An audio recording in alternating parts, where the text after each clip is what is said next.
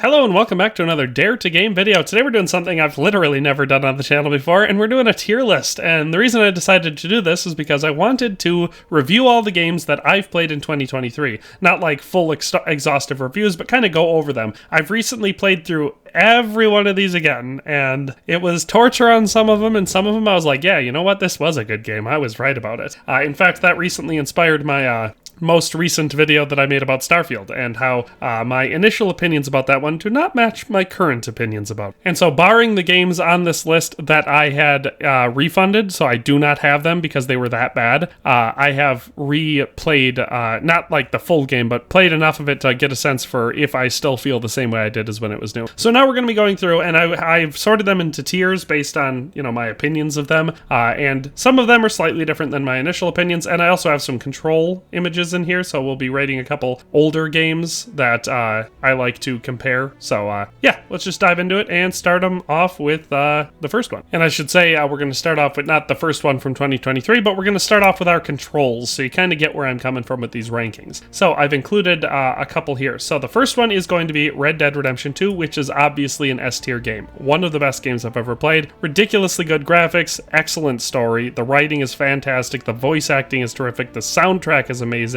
Everything about Red Dead 2 is so freaking good. That's why it comes into S tier. Now, I'm not saying S tier is perfect games for this list, but they're as close to perfect as any game I've ever played. So, Red Dead Redemption 2 is the first one right there. The next one we're going to be considering is going to be a classic, which is Skyrim. And Skyrim I would put in A tier. It's a very solid A tier game. I've put tons of time into Skyrim. Absolutely love it. It obviously has its flaws, which keeps it out of S tier, but I definitely love this game, and it holds up. And there's a lot of reasons why it holds up, one of which being there are lots of DLCs and extra stuff, and they've re-released it a million times, so it stays pretty current, but also the mods. It's a big thing about it is the mods. So Skyrim is a great game that I absolutely love, and so it's an A tier game, so that's a reference point. Next we have Elden Ring, which I consider to be a B tier game. I go back and forth on it. I've played most of the FromSoft titles, or at least a lot of the big ones, you know, your Bloodborne, your Dark Souls, that type of stuff. I like them for the challenge in some ways, so I like them, and I think Elden Ring is by far the best out of any of them, but I don't like some things about them. I like a game that has a story, and when you take a lot of people get mad about this, but FromSoft storytelling is not one that I like. I shouldn't say they don't have a story, but basically, unless you're going to watch a Vatcha video about their story, most people aren't going to know what the hell it is. So I don't enjoy that aspect of it, but that being said, like I said, Elden Ring is definitely a huge improvement over them. I would typically say most FromSoft games are C tier. Elden Ring is definitely a pretty solid step up. I love the open world. The art style is really good despite not being photorealistic, which is what I typically like. I do really like the art style for Elden Ring. The combat's fun. There's a lot of good things about it. So it's B tier. It's not A tier, but it's still a game that I definitely enjoy a lot. And then we have two more control games. One is The Witcher 3 Wild Hunt, also S tier. Phenomenal characters. The writing is amazing. Gameplay is amazing. The whole open world is engaging. It follows the 40-second rule pretty much perfectly. The Witcher 3 Wild Hunt is another game that I consider almost flawless. There's a couple little things here and there that I will mod to change to make it a little bit better for me, but it is super good. So that one's definitely S tier. And then the next one is Kingdom Come Deliverance, one that I struggle to play sometimes. Most of the time I consider it to be S tier, just an absolutely phenomenal game. It was a lower budget, practically an indie game, so it's just amazing that it's as good as it is, but the exact style, direction, acting, everything about it is so perfect for me. So most people aren't going to consider it S tier. I definitely do. So those are my control games. I didn't include any bad ones. Trust me, I could. There are lots of games historically that I don't like, but you forget about the ones you don't like. You remember the ones you do like. So that's our control group. So now let's start going through the games from this year, and I'll do them roughly in the order that they were released / I played them, but, you know, not necessarily all the time. So let's just start it off. So the first one that I think I put a lot of time into this year, that was new this year, was Hogwarts Legacy. And now this is a game, open world, unique story from the Harry Potter world where you play in the late 1800s. So it's not directly related to the Harry Potter story, but if you're a Harry Potter fan, you're more likely to like it. I liked this game a lot. I liked it at the time, and I replayed it a lot recently. Actually, I'm already about halfway through a new playthrough just because, you know, I didn't want to stop playing it. It holds up. It's a solid game. It wasn't just that it was new or whatever. I still like it. It's a genuinely good game. I think most people have kind of forgotten about it because it is just a contained single-player story, but there's nothing wrong with that. Honestly, A-tier game. I genuinely enjoy it. I played through it multiple times when it came out, and then, like I said, it was a single-player game, so I'd played all the content, so I stopped playing it, played it again recently. Just as good. It holds up. The combat's fun. The world is beautiful. The story is interesting. They do a couple things that I would prefer they didn't. If the story was more fleshed out and there was more school stuff involved in it, not boring stuff, but what they have is some of the most fun stuff in the game. So if there was more of that, or they found a way to make Quidditch into it or something like that, it probably would have been S tier because it's just quality-wise that good. But as it is, solid A tier game. Next up, we have Sons of the Forest, which was the long-awaited sequel to the survival crafting game The Forest. That released this game this year finally after years of delays. I liked it. It was fun enough. It felt a lot like playing The Forest. It just wasn't anything special, if I'm being really honest. There was a lot that I think people had high expectations riding on it, and it just kind of felt like The Forest. It didn't feel like anything new. It didn't feel, I mean, they added some new stuff, but, you know, what gameplay difference did it make? Really, all it had was less polish than The Forest. So there are certain things that you could do in The Forest when Sons of the Forest came out, because they had fixed them in the game, that they hadn't fixed in Sons of the Forest. So it just felt like going back to a beta version of The Forest set in a different place with a different character. So, C tier. I enjoyed it well enough. Like I said, it was fine. I didn't hate it, didn't feel the need to refund it, played plenty out of it, but, you know, maybe once, 10 years from now when it's actually a full game, then maybe it'll be better. But for now, C tier. Next up, we have an indie game that actually is something that goes against my grain. It's Tainted Grail, Fall of Avalon. This one is a early release, so I shouldn't say early release. What they released was done, but they released only the first chunk of the game, and that's all I've played of it. But I genuinely enjoy it. It's got heart. It feels like they're actually doing something they want. It feels very early Elder Scrolls in basically everything, like quest design, mechanics, just the open world itself. It feels like that. Now, obviously, you're working with an independent, much smaller team than even like Morrowind would have had. It's a small independent development, but really fun. I liked it a lot. Surprisingly, I feel like on my channel, if you followed my channel this year, I probably made more videos for Tainted Grail than I did for several of these other games. Just, even though it was a smaller game, but it's fun. I love it, and it's cute, I guess. I don't know if that's the right word, but honestly, pretty solid B tier game. Now, obviously, I'm not saying it's as good as Elden Ring, but for what it is, I enjoy it on the B tier level. Obviously, Elden Ring is a much larger, more polished game, but for what Tainted Grail is, I have no questions about placing it here. Next up, we have another sequel. This one is Dead Island 2. This one, I actually got this one for free, so that should have made my opinion of it better, but I just didn't like it. I played the first one a decent amount, but to be fair, I don't like arcade games in general, so it's not like I was a huge fan of the first one. I probably wouldn't have played it if I didn't get it for free. It's that type of game. So it shouldn't be surprising that I was not blown away by it. I didn't finish it. I made it about halfway through before I just had no interest in playing it anymore. And so Dead Island 2, like I said, it was fine for what it was. It's not like mechanically it was bad or anything. It's just not that interesting of a concept for me. So that one falls solidly in the D tier. There's a lot to be improved on it. It's just not interesting. There's no depth. It's all random looter shooter arcade garbage where nothing you do matters and the world never changes and the whole thing. I just don't care for it. So definitely D tier. Moving on to yet another sequel, we have Star Wars Jedi Survivor. This one is the sequel to Jedi Fallen Order.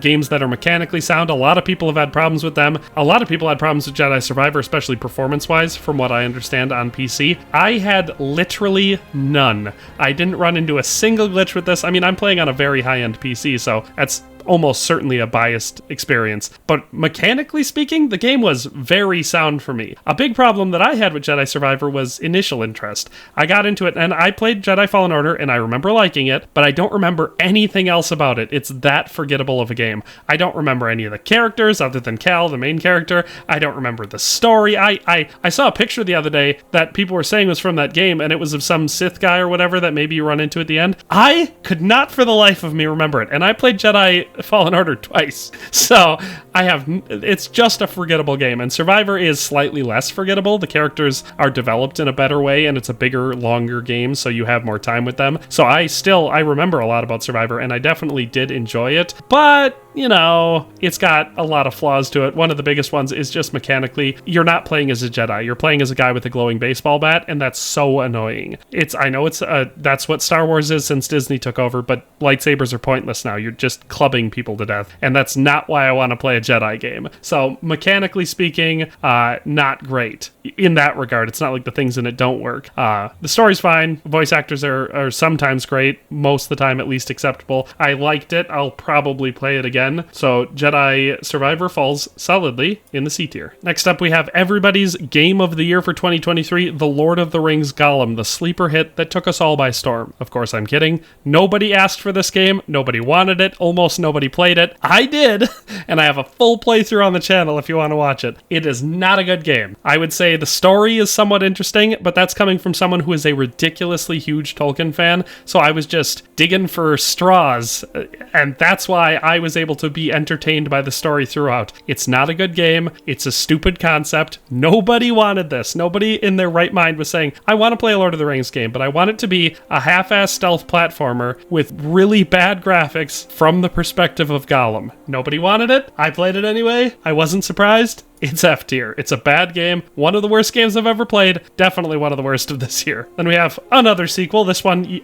to a pretty successful franchise, Diablo 3 being one of the biggest games that, for a while, a lot of people love Diablo 3. So we have Diablo 4. That being said, people do not love Diablo 4 as much as Diablo 3, and that's for a good reason. Now, me personally, it's not my style of game. I still played it a decent amount because I was interested and kind of bored at the time because I didn't have any other games to play. So I actually put quite a few hours into Diablo 4, mostly because it's a grindy mess that after a while you realize has no point to it. So the story was interesting enough. I guess I should say that. I finished the story and I was like, that was all right. That was an all right story. But just gameplay and anything else-wise, not fantastic. So Diablo 4 is another one that I consider solidly D tier. I'll probably never play it again. This next game, however, is a different story. We have Baldur's Gate 3, and now this is another one that is also not my style of game. Just for reference, I hate isometric views. They're the least immersive, most immersion-breaking thing you could possibly do with any game. It's the only way to fully pull me out of a game. Now, I find first person to be the most immersive, but third person, if it's a story-based thing and it's really well done, can suck me in just like no other. I mean, you can see right there, up there at the top, Red Dead 2 and The Witcher 3. Now, you could play Red Dead 2 in first person, but I feel like Rockstar games are really bad in first person,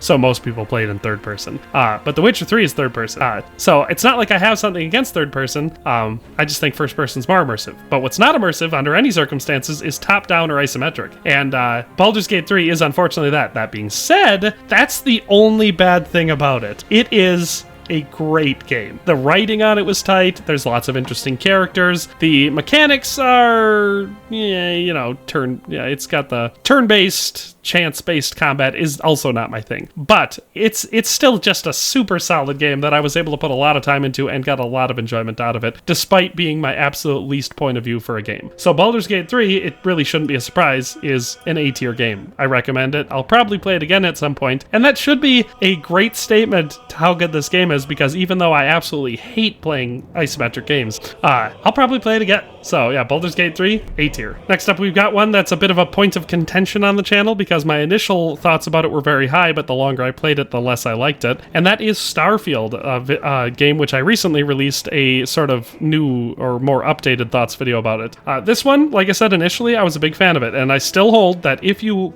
only play the game for like 40 hours, and you don't play it like Skyrim, so you play the story, you play the side missions, you do all that, you don't go into New Game Plus, you just keep it a contained experience, you'll probably enjoy it. It's a solid enough game for that. If you try playing it like Skyrim, where you do all your side stuff and explore for lore and look for different, random locations, don't do that, because they're not interesting in Starfield. They're background noise, that's all they are. The game has absolutely nothing in the realm of depth. It's all breadth. There's 1,000 empty planets, just focus on the ones you have to go through for story missions. It's not worth exploring. You're very rarely going to find anything interesting, and if you do, you've probably found it before. That's my feeling about Starfield. So I could rate it lower, or I could rate it higher, depending on if I would have played it less, but unfortunately I played it too much after release, and so therefore I realized just how empty and boring the world actually is. So I went back and forth between C tier and D tier, but I finally ended in D tier, because I probably am not going to play it again. Not unless they release some sort of a huge DLC that adds so much content that it doesn't feel empty, or if modders do something to really fix the hell out of it. For now, it's D tier. I'm probably never going to play it again. Next up, we have a fun little game that I know a lot of people probably didn't play, and I almost didn't because it was an Epic Game Store exclusive, and I hate the Epic Game Store. But that being said, I'm a huge Lord of the Rings fan, and it seemed right up my alley, and that is Lord of the Rings Return to Moria. This game is a survival crafting game where you play a dwarf being as part of an expedition started by Gimli going back to Moria after the destruction of the rings. So this is the Fourth Age. Honestly, really fun. I had a lot of fun with this game. I played it a whole bunch. It's not a huge game. It's not a super long game. It is co-op, like local co-op multiplayer type thing. So if you want to play with friends, it's definitely better with friends.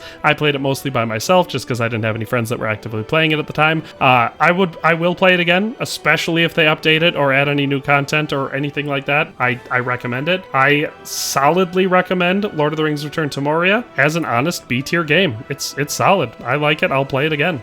Next up, we have this year's Call of Duty game, which is Modern Warfare 3. This one I know is another one that's an area of contention for people. I think, mechanically speaking, it performs really well, and so therefore there's nothing to complain about there. It's a standard Call of Duty game. The only things to complain about are, well, one of them is one that a lot of people complain about, but I actually like, and it's that all of the initial maps were just re-releases of the 2009 Modern Warfare 2. But that's my favorite Call of Duty game of all time, so being able to play those maps again was definitely not a bad thing for me. I know a lot of people don't like it, but I definitely do, and now they're adding new maps, so it's not like it's all old content. The only thing that I realistically see as a complaint is because of Warzone, they have this multi-game launcher where you have to launch different games from the same launcher instead of just launching your one game. It's inconvenient. It slows down your startup time and all that sort of stuff, but it's not that big of a deal for me. So Call of Duty Modern Warfare 3, as weird as it is, B-tier game. I'm still playing it. I play it all the time. Probably will continue playing it for as long as I am interested in Call of Duty, which, you know, comes and goes, but for now, I'm into it. So it's a B-tier game. No complaints, no major complaints, but it can't be any higher than that because it is a Call of Duty game. Next up, we have Atomic Heart, one of the biggest regrets I have of this year. I didn't like this game. I didn't finish this game. I unfortunately played it just long enough so I couldn't get a refund for it, which is unfortunate because it took me about 10 hours to realize this game's boring and I don't like it. And so I just stopped playing it. I did not finish it. I wanted to love it because it's got sort of a halfway between Metro and Fallout vibe to it. I wanted to love it. I don't, though. So Atomic Heart is another one that falls in the F tier. I wish I would have stopped playing it early enough to get a refund. That's my one-line review of Atomic Heart. Next up, we have Lords of the Fallen, another sequel. This one's kind of a sequel reboot. Hard to tell what they're doing, but the developers had previously released another game called Lords of the Fallen several years back, and I don't think it was very well received, so they basically were just like, that's a cool name, we gotta try again. And so they released it with the same name. This one, also not good. They were talking about it too. They were like, we were in development of this way before Elden Ring, and so it's a lot like Elden Ring, but we're not copying. It's just a coincidence. I was like, oh, it's going to be like Elden Ring? I'm probably going to like it then. You know, it's at least a B-tier game. It's not a B-tier game. This one, I did realize I didn't like playing early enough to get a refund. And so I did. I don't recommend it. It's not good. I wanted to like it. I do not like it. I know they have their unique two worlds sort of thing going on. I don't like that gameplay mechanic. It's inconvenient. It's just a hindrance. I wish it didn't exist at all. If it didn't, I probably would have continued playing the game, even though it's another example of a shallow, pointless, basically nothing there but the story game. I like story games, but I like them to have something else, like gameplay or combat or immersion, anything. Lords of the Fallen has none. F-tier game. Next up, we have Wild West Dynasty. This is one I actually played earlier in the year. This one is another one that thankfully I did not need to play very long before I realized this is a terrible game, and I refunded it. And it was a real letdown because I love the Wild West setting, thus Red Dead and Red Dead 2 being some of my favorite games ever. And the developers of this, or maybe not the developers, but the publishers, they release a bunch of Dynasty games, including one of my favorites from the last couple years, Medieval Dynasty. This one, however, is quality-wise nowhere near Medieval Dynasty. Basically unplayable, graphics are terrible, you almost couldn't read the item names of things in your inventory. That's how low resolution this game was. And just on top of it, super boring. And you spend all your time walking around because dying is super easy, and there's it's not a fun game. I did not like it. Like I said, it took me less than 8 hours to decide this was a terrible game I didn't want to play anymore, and I got my refund for it. So another F-tier game. And finally, just as another one that I guess is sort of a control, and that I tried it at the time and tried it again, Redfall. It was not by Bethesda Game Studios, but Bethesda Softworks, I think, is the larger publisher or whatever. They released Redfall. This one confused a lot of people because a lot of people heard that Bethesda was releasing a game called Redfall, and they were like, Elder Scrolls 6? And we're like, nope,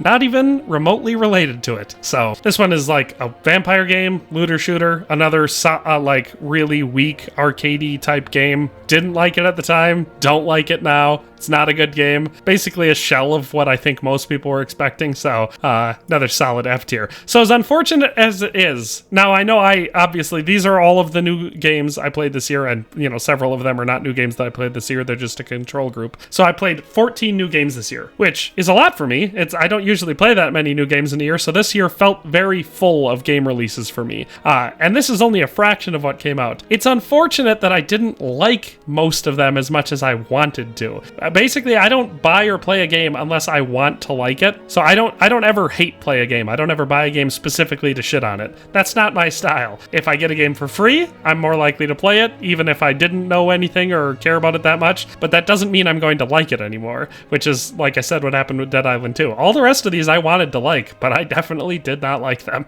Not all of them. Like I said, C tier is fine. And like I said, it's possible that I'll play them again, especially if they get more content and updates and fixes and stuff like that. D tier, I'll almost certainly never play again unless it's some sort of a huge drastic change. F tier, I hope I never have to play again. Like, it would be torture to have to play those again. B tier and above are all solid enough. You know, they have their flaws or whatever until you get to S tier, but no, yeah, that's my 2023 games list. If you have other games that you played this year that you'd love to say where you'd slot them in this list, or you disagree with my placement, or whatever the case is, definitely let me know in the comment section, because I feel like the most fun thing about a tier list video is definitely the discussions that come out of it. But that's all for today. Hope you enjoyed this video. We'll see you next time. Thanks for watching another Dare to Game video. If you liked this video, please leave a like and a comment. If you haven't already, be sure to subscribe to the channel. If you like my content and would like to support this channel, consider becoming a member today for as little as $1.99 a month. It makes a huge difference. But in any case, thanks for watching and have a nice day. I'll see you next time.